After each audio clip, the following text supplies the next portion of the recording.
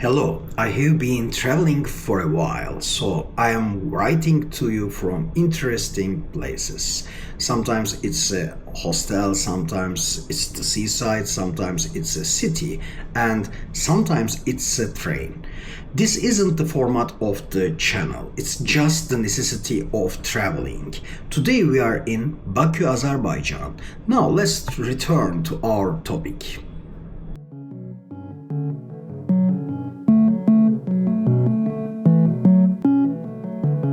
What is consciousness?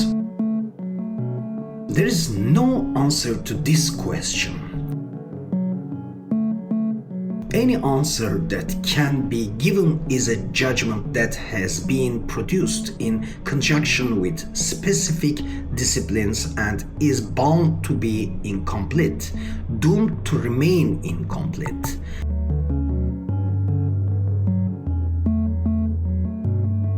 Nevertheless, let me attempt a definition.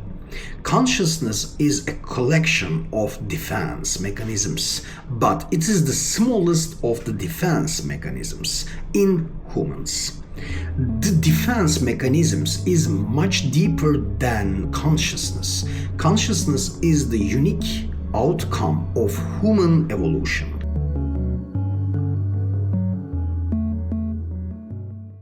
It's an illusion that cannot perceive its reality, a uniquely human illusion, a misconception that we are disconnected from nature and one another.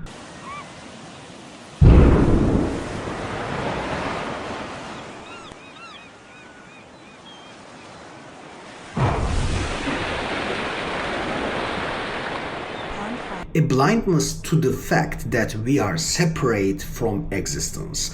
Worse, still it's a colossal mistake to believe that we can control existence. מה עדיאל, אתה מודד? תראה את הבטן, יוצא לו הבטן. מה אתה אומר? הוורוד יותר יפה לך. נראה לי הוורוד יותר חזק טוב.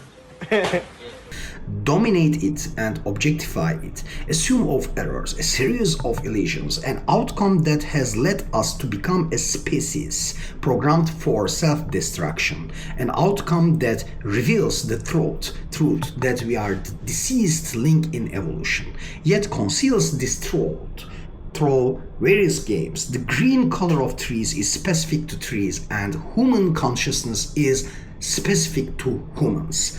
It's a prerequisite for being human. It's a reflex that severs our relationship with nature or at least causes severe damage to it.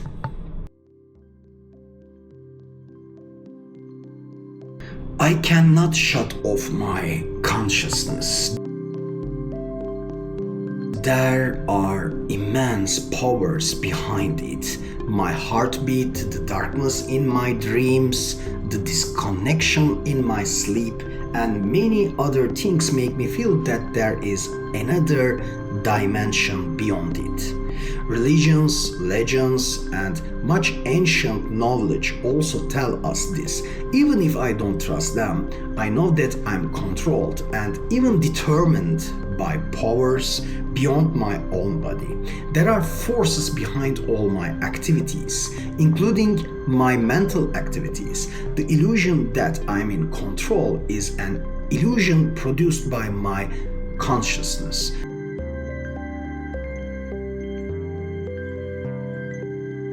I created civilization because of my need for security, and again, because of my need for security, I gave my freedom to a handful of people.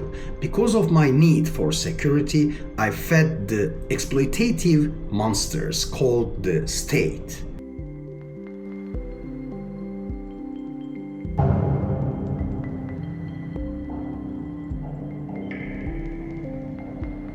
Because of my need for security, I locked myself in a prison. I tried to discipline the world, but what needed to be disciplined was the urge to discipline.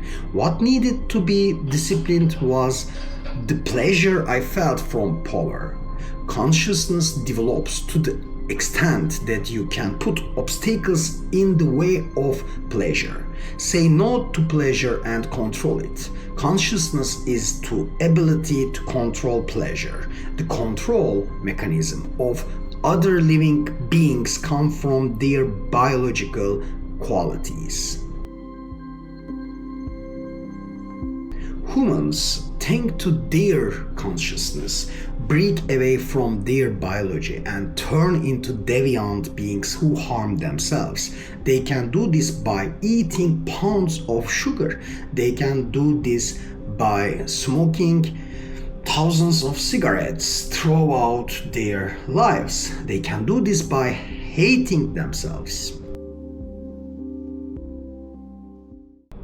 The paradox at the two ends of consciousness, because it is detached from biology, the knowledge of lived experiences based on information and expertise settles and forms a static culture. This culture settles in human individuals as a result of the need to live together through socialization. However, the same consciousness can become programmed to destroy itself due to mental separation from the group.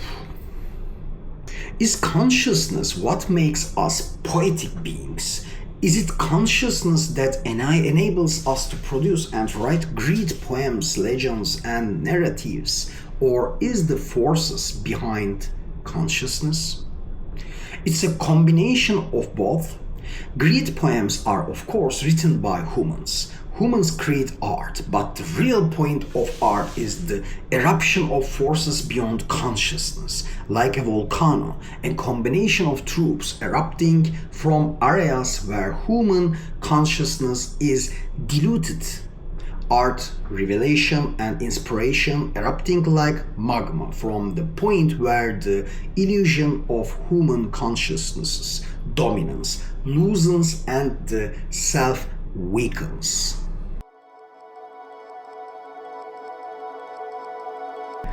If the techniques that thin out consciousness can be controlled, and if a group of people possesses such knowledge at the right time, then communication with the magma can be established to a certain extent.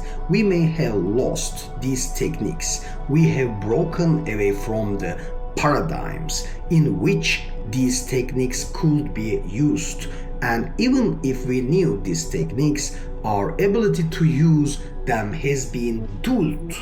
If this communication were achieved by someone competent at the time, it would inevitably emerge within that person's culture. Otherwise, it could not spread.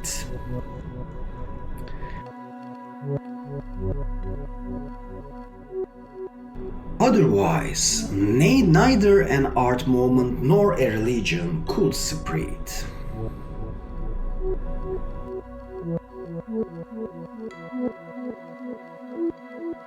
Consciousness is the backbone of power.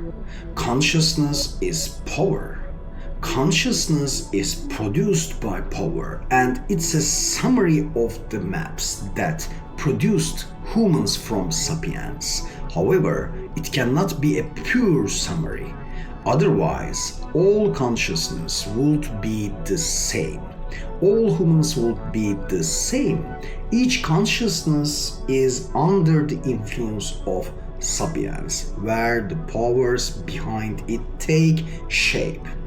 Sapiens develops the delusion that it has broken away from biological maps through consciousness, because its area of interest and focus is not the breath or the body. It forgets both the breath and the body.